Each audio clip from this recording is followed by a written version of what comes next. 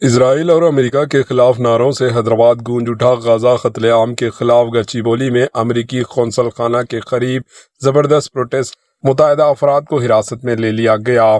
غزہ میں اسرائیلی بربریت کے خلاف دنیا بھر میں احتجاجی مظاہرے جاری ہے۔ آج حیدرآباد میں بھی اسرائیل و امریکہ کی مخالفت نعروں سے گونج اٹھا۔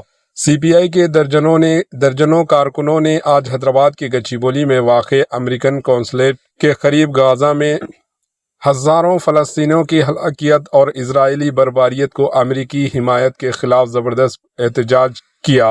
سی پی آئی کے کارکن امریکن قونصلیٹ کی طرف جانے کی کوشش کر رہے تھے، تاہم پولیس انہیں روک دیا۔ اسی دوران مخالف اسرائیل اور مخالف امریکی نعرے لگا رہے تھے۔ اچانک کیے گئے احتجاج کی وجہ سے علاقے میں کچھ دیر کے لیے سنسنی پھیل گئی۔ پولیس نے پروٹیسٹ کر رہے متعدد کارکنوں کو فوری پولیس کی گاڑیوں میں دوسرے مقام پر منتقل کیا۔ Bureau report, AHN news.